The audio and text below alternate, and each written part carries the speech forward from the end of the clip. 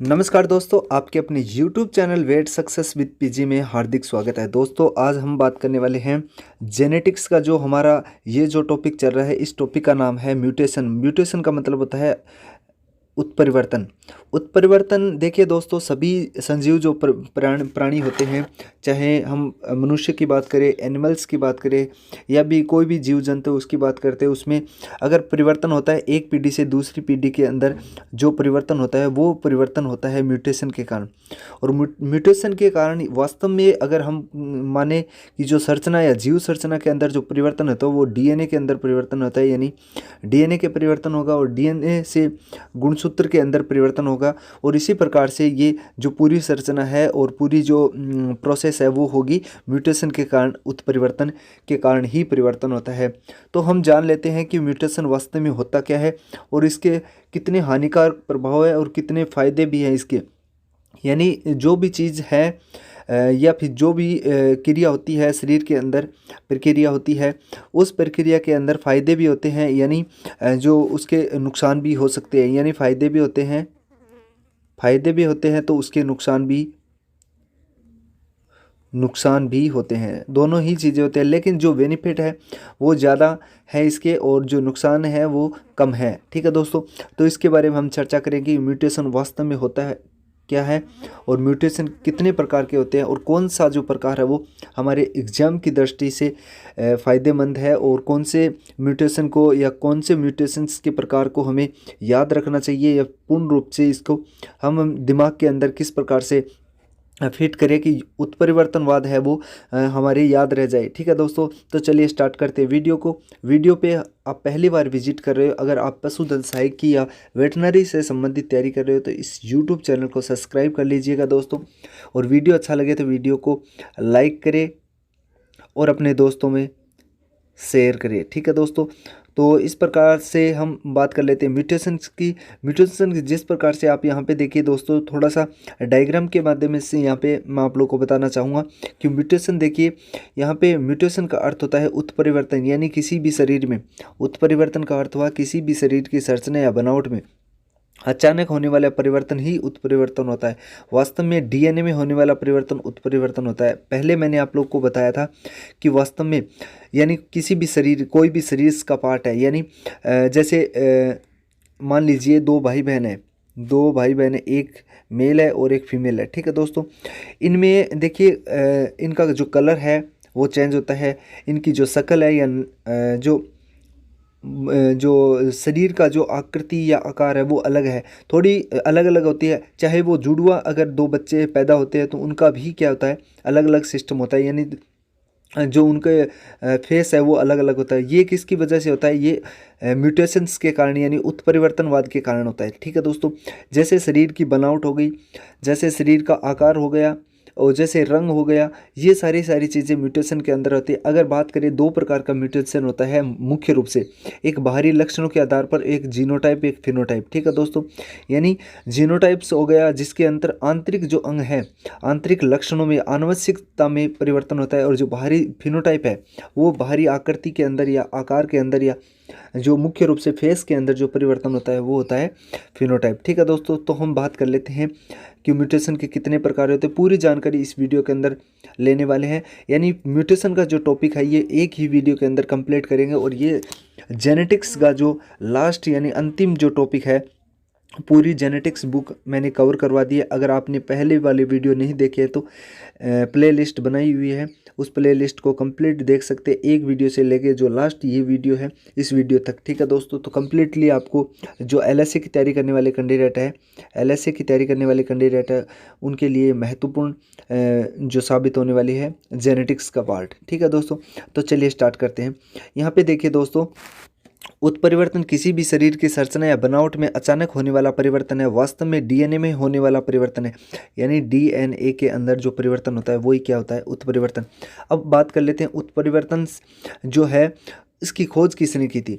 तो यहाँ पे देखिए दोस्तों, उत्परिवर्तन शब्द की जो खोज है वो हुगो डी ब्रिज नाम के एक वैज्ञानिक थे, उन्होंने इसकी खोज की थी। इसके अनुसार उत्परिवर्तन एक घातक प्रक्रिया है। देखिए मैंने पहले भी बोला था कि ये फायदेमंद भी है और नुकसानदायक भी है। तो ये घातक परिवर्तन है, परंतु लंबे समय तक चलने पर लाभकारी भी होता है, क्योंकि उत्परिवर्तन बिना उद्भव संभव नहीं है। अगर उत्परिवर्तन नहीं होगा तो नेक्स्ट जो जनरेशन है या नेक्स्ट जो संतान उत्पन्न होती है या नेक्स्ट पीढ़ी उत्पन्न होती है, उस पीढ़ी के अंदर जो भी परिवर्तन होते हैं वो उत्परिवर्तन के कारण ही होते हैं। तो यहाँ पे घातक प्रक्रिया है, लेकिन अगर अचानक होने वाला परिवर्तन है वो घातक होता है, लेकिन लंबे टाइम तक चलता है। मान लीजिए ये वाली पहली पीढ़ी है, ये दूसरी पीढ़ी है, ये तीसरी जनरेशन यानी तीसरी पीढ़ी है या चौथी पीढ़ी है।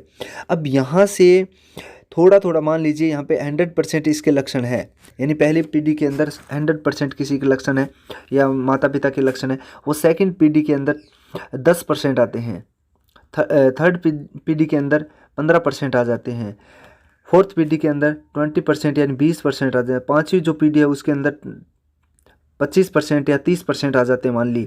तो ये वाली जो प्रक्रिया ये धीरे धीरे हो रही है, धीरे धीरे हो रही है, तो ये लाभकारी प्रक्रिया होगी। अगर मान लीजिए ये वाला जो पार्ट है, यानी पहली पीढ़ी से दूसरी पीढ़ी के अंदर 25% लक्षण इसके आगे या कोई रोग है उस रोग के लक्षण आ गए, तो ये घातक सिद्ध हो सकती है। ठीक है दोस्तों, ये भी हम इस वीडियो के अंदर जाने की कौन कौन से प्रकार है जिसके माध्यम हम पता कर सकते हैं कि लक्षण है वो या फिर कह सकते हैं ये उत्परिवर्तन है वो घातक है या नहीं है, इसके बारे में हम जानने वाले हैं। ठीक है दोस्तों, तो आपने ये जान लिया कि उत्परिवर्तन अगर अचानक होता है यानी जल्दी होता है वो घातक होता है, और जो लंबे टाइम के बाद में होता है यानी परिवर्तन होता है वो लाभकारी होता है। ये बात ध्यान रखना आपकी एग्जाम की दृष्टि से।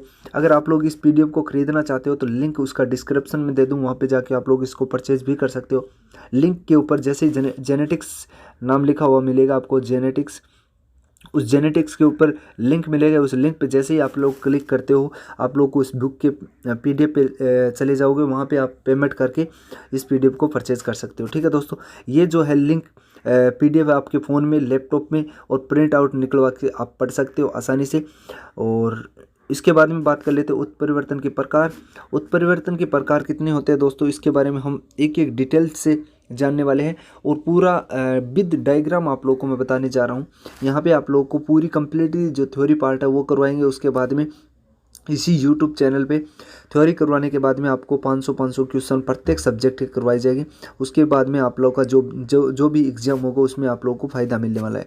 ठीक है, उसके बाद में हम बात कर लेते हैं उत्परिवर्तन का जो फर्स्ट जो टाइप है वो है सोमेटिक। सोमेटिक का अर्थ वह है उत्परिवर्तन जो कायिकी कोशिका है, यानी कायिक जो कोशिका है जो शरीर का विकास करने वाली कोशिका है उसके अंदर जो परिवर्तन होता है वो सोमेटिक्स उत्परिवर्तन या म्यूटेशन होता है।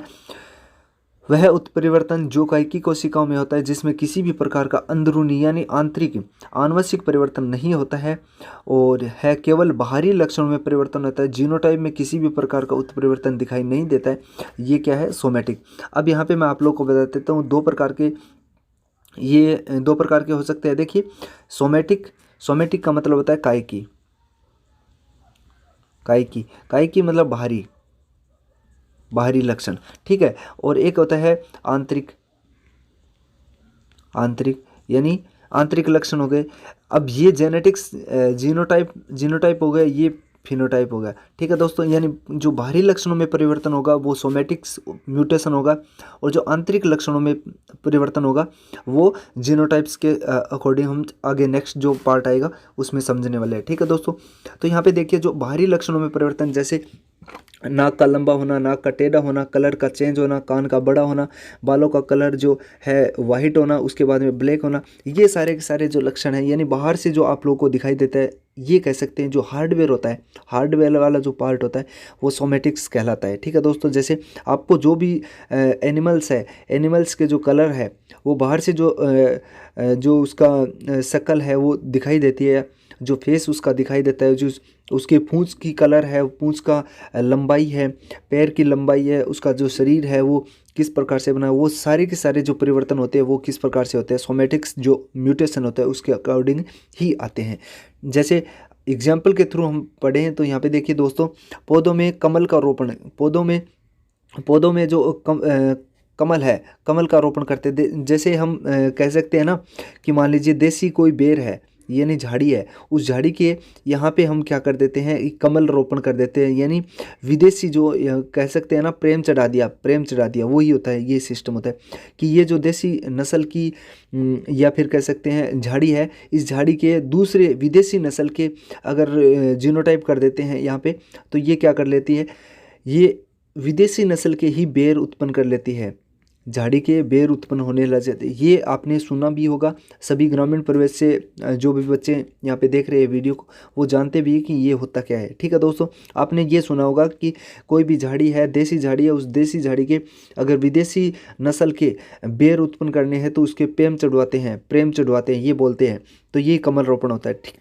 ठीक है दोस्तों, तो इसके अंदर होता क्या है, जीनोटाइप है, इसके अंदर परिवर्तन नहीं होता है, लेकिन फिनोटाइप यानी बाहरी जो लक्षण है उसके अंदर परिवर्तन होता है। ठीक है दोस्तों, ये बात आप लोग ध्यान रखना, एग्जाम की दृष्टि से उपयोग आप लोग की यूजफुल होने वाली है। ठीक है दोस्तों, उसके बाद में हम बात कर लेते हैं नेक्स्ट, जो हमारा 2 नंबर पार्ट है या 2 नंबर प्रकार है, सेकंड जो टाइप है वो है जर्मिनल्स। यह उत्परिवर्तन जननीय कोशिका, यानी जर्मिनल्स का मतलब यह जननीय कोशिका यानी आंतरिक भागों में उत्पन्न होता है, आनुवंशिक प्रवृत्ति का होता है, इसमें एक पीढ़ी से दूसरी पीढ़ी में स्थानांतरित रहते हैं, यानी ये जो लक्षण है वो एक पीढ़ी से दूसरी पीढ़ी के अंदर स्थानांतरित, जैसे हीमोफीलिया है, वो एक पीढ़ी से दूसरी पीढ़ी के अंदर अपने जो लक्षण है वो पहली पीढ़ी से दूसरी पीढ़ी के अंदर चले जाते हैं। यही प्रकार है वो जर्मिनल्स जो म्यूटेशन है वो इसी प्रकार का होता है, ये एक पीढ़ी से दूसरी पीढ़ी में चले जाते हैं। ठीक है दोस्तों, तो आप लोग पेंशन जो थोड़ा सा धैर्य बना के रखें दोस्तों, क्योंकि यहाँ पे है ना थोड़ा सा वीडियो लंबा होने वाला है, तो आप लोग धैर्य से इस वीडियो को कंप्लीट देखें। यहाँ पे आप लोग को पूरा वो मैटर मिलेगा जो आप लोग को कहीं नहीं मिलेगा, क्योंकि यहाँ पे जो थ्योरी पार्ट करवाया जा रहा है वो केवल और केवल जो पशुधन सहायक की तैयारी करने वाले कैंडिडेट या वेटरनरी लाइफ स्टॉक की तैयारी करने वाले कैंडिडेट है, उनके लिए उनको ही एग्जाम की दृष्टि से ध्यान में रखिए ये सिलेबस तैयार किया गया है। तो इसमें जो भी टॉपिक दिया है उनको पूर्ण रूप से आप कंप्लीटली तैयार करें। ठीक है, उसके बाद में हम बात कर लेते हैं, जो थर्ड टॉपिक है हमारा वो है फॉरवर्ड म्यूटेशन। फॉरवर्ड का मतलब होता है, आप जानते नहीं, एक प्रीवियस होता है एक फॉरवर्ड। फॉरवर्ड का मतलब होता है यानी आगे चलने वाले। जैसे देखिए, अगर उत्परिवर्तन, मान लीजिए आपने ये सोचते हो कि नेक्स्ट कह सकते हैं, नेक्स्ट या फॉरवर्ड, नेक्स्ट यानी अगर, जब किसी अगली पीढ़ी में कोई नया जीनोटाइप पैदा होता है तो उसमें म्यूटेशन जीनोटाइप कहते हैं, तथा इस प्रकार के फॉरवर्ड उत्परिवर्तन होते हैं। फॉरवर्ड का मतलब हुआ, मान लीजिए पहली पीढ़ी है, इस पीढ़ी के अंदर मान लीजिए ए पीढ़ी है, ए पीढ़ी के अंदर किसी भी पशु की जो है कान है वो बड़े हैं, तो दूसरी पीढ़ी है उसके अंदर जो कान है वो छोटे हैं। तो ये जो परिवर्तन हुआ है, अचानक होने वाला परिवर्तन है, यह फॉरवर्ड परिवर्तन है। या फिर कह सकते हैं जो सी पीढ़ी है या सी जो जनरेशन है, उसके अंदर जो पहली वाली जो ए जो जनरेशन है, इसके लक्षण आने ही ये क्या है, फॉरवर्ड म्यूटेशन कहलाता है। ठीक है दोस्तों, जैसे यहाँ पे डेफिनेशन भी मैं आप लोग को बता, जब किसी भी अगली पीढ़ी में कोई नया जीनोटाइप पैदा होता है तो उसे हम म्यूटेशन जीनोटाइप कहते हैं, इस प्रकार के फॉरवर्ड उत्परिवर्तन कहलाता है। मैंने यहाँ पे बता दिया आप लोग को, ए पीढ़ी के जो लक्षण है वो बी पीढ़ी से अलग होना, या फिर कह सकते हैं ए पीढ़ी के अंदर जो कान है वो बड़े हैं तो बी के अंदर छोटे होना, ये फॉरवर्ड म्यूटेशन कहलाता है। उसके बाद में हम बात कर लेते हैं, ये इंपॉर्टेंट है, 4 नंबर वाला जो है रिवर्स म्यूटेशंस या रिवर्स फॉरवर्ड म्यूटेशन है, ये थोड़ा सा इम्पोर्टेंट है दोस्तों। इसमें क्या होता है, जब अगली पीढ़ी में फॉरवर्ड उत्परिवर्तन प्राप्त होता है तो म्यूटेशन जीनोटाइप होता है, और म्यूटेशन जीनोटाइप अपनी सामान्य अवस्था में पुनः प्राप्त कर ले तो उसे रिवर्स म्यूटेशन कहलाता है। अब देखिए यहाँ पे आप लोग को मैं थोड़ा सा एक्सप्लेन करके बता देता हूँ कि देखिए, फॉरवर्ड म्यूटेशंस यानी 3 नंबर जो पार्ट था हमारा, फॉरवर्ड म्यूटेशंस और रिवर्स म्यूटेशन, इन दोनों को हम एक साथ समझने वाले हैं। देखिए, ए पीढ़ी है यानी पहली जनरेशन है, ये बी जनरेशन है, ठीक है, थोड़ा सा धैर्य लगा के और धैर्य से सुने दोस्तों, ये सी जनरेशन है। ये 3 पीढ़ियाँ, मान लीजिए ए पशु है, ये उसकी संतान है, बी पशु है, ये तीसरी संतान है, यानी ये इस प्रकार से चलती रहेगी। ठीक है, अब देखिए यहाँ पे पहले वाला जो पशु है, छोटा सा एग्जाम्पल मैं आप लोग को देके बताना चाहूँगा। यहाँ पे देखिए, ये थोड़ा सा भारी पशु है, ठीक है, और कान बड़े कान है। ठीक है, अब बी जो परिवर्तन है इसमें फॉरवर्ड म्यूटेशन होगा तो ये हल्का पशु है और छोटे कान है, ये परिवर्तन हो गया मान लीजिए फॉरवर्ड म्यूटेशन के अंदर, यानी सेकंड वाली पीढ़ी के अंदर। ए में क्या था, भारी पशु है और बड़े कान है, ठीक है। और सेकंड में क्या होगा, दूसरी जो जनरेशन आएगी वो हल्का पशु है और छोटे कान है। लेकिन तीसरी जो जनरेशन है इसके अंदर पहले वाली जो जनरेशन है यानी भारी पशु उत्पन्न हो जाता है और बड़े कान उत्पन्न हो जाते हैं। ये वाले जो लक्षण उत्पन्न हो गए वो रिवर्स म्यूटेशन कहलाते हैं।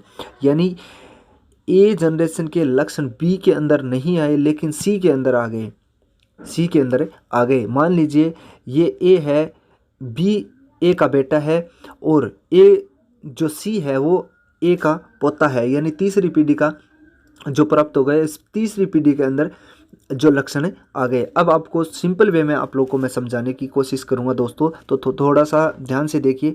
ए पीढ़ी, बी पीढ़ी और सी पीढ़ी। मान लीजिए आपके दादाजी है, दादाजी है, ये आपके पिताजी हैं, ठीक है, ये आप स्वयं है, स्वयं है। अब देखिए आपके दादाजी के जो लक्षण आपके पिताजी में कम आए, मतलब आए नहीं, लेकिन जो आपके अंदर है वो आपके दादाजी के लक्षण आ गए। अब जो आपके पिताजी के अंदर आपके जो दादाजी के लक्षण नहीं आए, ये क्या है, फॉरवर्ड म्यूटेशन, यानी अगर उत्परिवर्तन हो गया, नया उत्परिवर्तन हो गया। लेकिन जो आपकी पिताजी के संतान आप है तो आपके दादाजी के जो सभी के सभी लक्षण हैं वो आपके अंदर आ गए। ये क्या है, रिवर्स म्यूटेशन कहलाता है, ठीक है दोस्तों। तो ये पहली वाली पीढ़ी उत्पन्न होना। मैं आशा करता हूं कि आपको समझ में आ गया होगा। इसके भी कुछ एग्जाम्पल्स है वो आप लोगों को आगे मैं इसी वीडियो के अंदर बताने वाला हूं। उसके बाद में समंत म्यूटेशंस, ये एक साधारण परिवर्तन होता है, यानी साधारण उत्परिवर्तन होता है। ये किसी भी प्रकार का हानिकारक प्रभाव नहीं छोड़ता है और ये घातक भी नहीं होता है, ये नॉर्मल होता है। इसको ज़्यादा पढ़ने की जरूरत नहीं है, लेकिन ये ध्यान रखना ये नॉर्मल म्यूटेशन होता है। जैसे ट्रांसलेशंस हो गया, सबस्टिट्यूशंस हो गया, यानी ट्रांसलेशन यानी एक पीढ़ी से दूसरी पीढ़ी में किसी भी जीन को परिवर्तन कर दिया। मान लीजिए इस जीन के अंदर ये वाला उत्परिवर्तन हुआ, ये वाला यहाँ पे बी के अंदर यहाँ पे ये ट्रांसफर्स कर दिया, ठीक है दोस्तों, तो नॉर्मल होता है। लेकिन लेथल्स जो है ना, लेथल म्यूटेशंस, ये सबसे हानिकारक होता है, इम्पोर्टेंट भी होता है, ठीक है। इसके अंदर काफ़ी वो भी मैं इसी वीडियो के अंदर बताने वाला हूँ, लेथल खराब क्यों होता है। देखिए दोस्तों, लेथल्स का मतलब होता है खराब यानी घातक। ये जो म्यूटेशन है वो सबसे हानिकारक होता है। ये हानिकारक यानी उत्परिवर्तन है। जैसे एग्जाम्पल्स की बात करें, अगर लेथल्स जीन का या लेथल्स उत्परिवर्तन का अगर बात करें, एग्जाम्पल की बात करें तो फ्रेम शिफ्ट उत्परिवर्तन, यानी एक ही फ्रेम के अंदर काफ़ी सारे उत्परिवर्तन हो जाना, उटपटांग से हरकत हो जाना, बॉडी के अंदर जो अलग अलग लक्षण उत्पन्न हो जाना। यानी पहली वाली, यानी मान लीजिए आपके पिताजी के अंदर वो लक्षण नहीं थे, आपके अंदर एक्स्ट्रा लक्षण आना, या इसी प्रकार का जो उत्परिवर्तन हो वो लेथल या खराब जो घातक उत्परिवर्तन कहलाता है, ठीक है दोस्तों। उसके बारे में हम पूरी डिटेल के साथ जानने वाले हैं इसी वीडियो के अंदर, तो आप लोग यहाँ पे बने रहे। या लेथल जो है, लेथल उत्परिवर्तन है, उसका एक इम्पोर्टेंट जो है एग्जाम्पल होता है दोस्तों, प्राणियों में कई प्रकार के रोग इसी लेथल म्यूटेशंस के कारण होते हैं।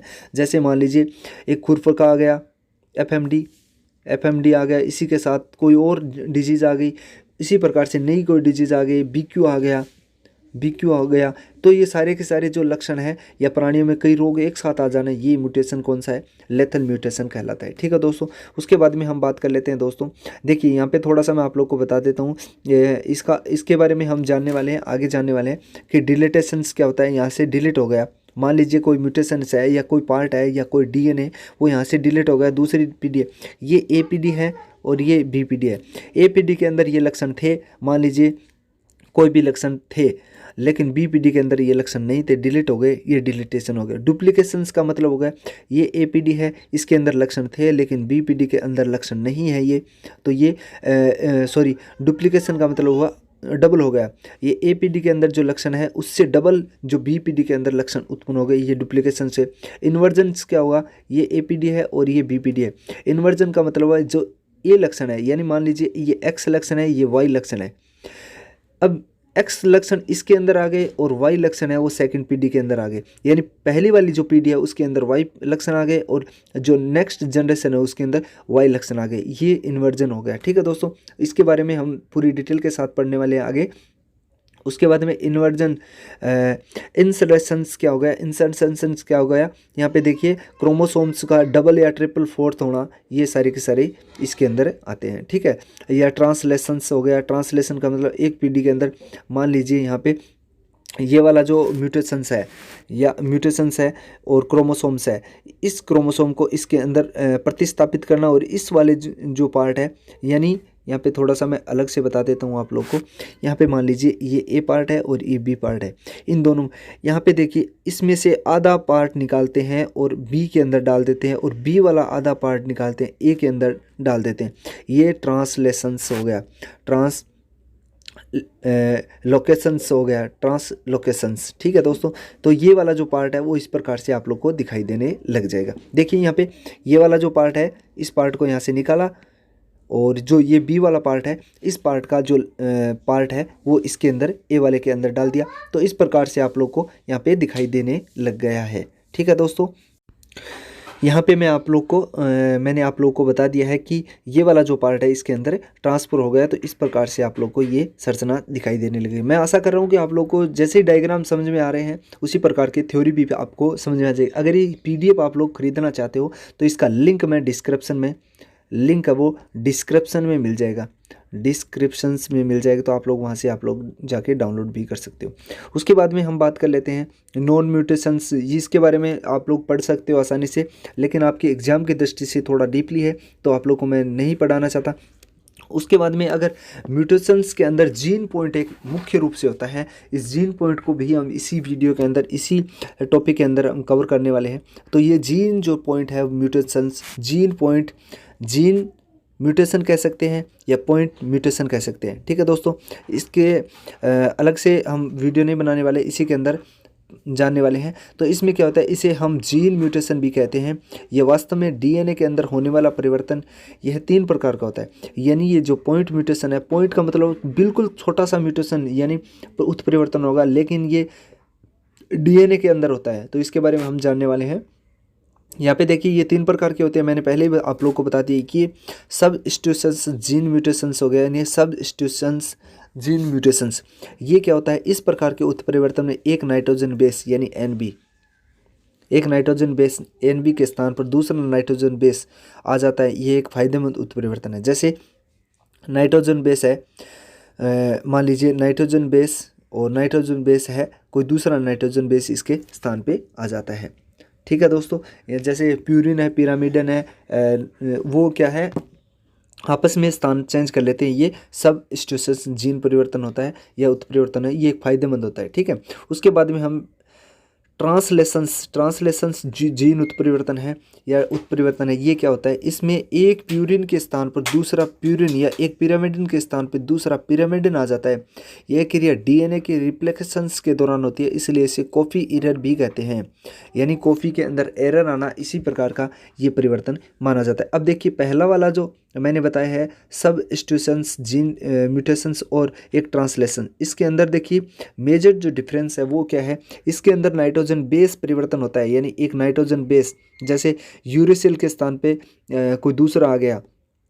ठीक है, यूरेसिल के स्थान पे मान लीजिए, यूरेसिल के स्थान पे कोई दूसरा आ गया ठीक है, और यहाँ पे क्या होता है, एक पिरिमिडिन पूरा चेंज होता है। पिरिमिडिन के स्थान पे प्यूरिन और प्यूरिन के स्थान पे पिरिमिडिन आ जाता है। तो आप लोग, मैं आशा करता हूँ, जैसे यहाँ पे यूरेसिल के स्थान पे गुआनिन आ गया, तो ये एक नाइट्रोजन बेस ही परिवर्तन हुआ है। यहाँ पे एक पूरा का पूरा प्यूरिन या पिरामिडिन परिवर्तन हुआ है। ठीक है, तो ये आप लोग समझ गए होंगे। उसके बाद में हम बात कर लेते हैं थर्ड, जो फ्रेम शिफ्ट जो म्यूटेशन मैंने पहले आप लोग को बताया था, एग्जाम्पल बताया था लेथल का, लेथल्स का जो एग्जाम्पल बताया था, ये फ्रेम शिफ्ट है। इसके बारे में हम जान लेते हैं। ये सबसे घातक होता है, ये सबसे घातक होता है। आप लोग इसको अच्छे से पढ़ें और एग्जाम की दृष्टि से यह महत्वपूर्ण भी है। इसमें क्या होता है, यह है उत्परिवर्तन, एक घातक होता है। इसमें DNA के अंदर या तो नए न्यूक्लियोटाइड जुड़ जाते अथवा न्यूक्लियोटाइड हट जाते। देखिए ऑटोमेटिकली या तो इसमें एक्स्ट्रा या कॉपी हो जाती है किसी न्यूक्लियोटाइड की, या फिर हट जाते हैं, डिलीटेशन हो जाता है। ये दोनों प्रक्रिया एक साथ हो जाती है। न्यूक्लियोटाइड जुड़ने की क्रिया को इनक्रेशंस कहते हैं और न्यूक्लियोटाइड हटने की क्रिया को डिलीटेशंस कहते हैं। ये आप लोग को मैंने पहले ही डायग्राम के थ्रू बता दिया था, फिर से एक बार फिर से बता दूंगा। लेकिन यहाँ पे नोट दिया गया है, यहाँ पे देखिए, यदि किसी गुणसूत्र का कोई भी भाग टूटकर अलग हो जाता है तो इस प्रक्रिया को डिलीटेशंस कहते हैं। यानी अगर गुणसूत्र का भाग, या कह सकते हैं DNA के गुणसूत्र का जो भाग है वो टूट जाता है तो उसे भी डिलेशंस कहते हैं। यहाँ पे डिलेशंस ये हो गया न्यूक्लियोटाइड हटने को, और यहाँ पे डिलेटेशंस हो गया ये जो गुणसूत्र का भाग है उसको टूटने को भी कहते हैं। ठीक है दोस्तों, तो यहाँ पे देखिए इंस्क्रिप्शंस टाइप और डिलेटेशन टाइप के बारे में मैंने पूर्ण रूप से दिया गया है यहाँ पे। तो पूरा मैं आप लोग को बता देता हूँ, यहाँ पे थोड़ा सा फिर से बता देता हूँ। यहाँ पे देखिए मैंने पहले भी बताया था आप लोगों को, यहाँ पे डायग्राम के थ्रू बताया था, फिर एक बार फिर से बता देता हूँ।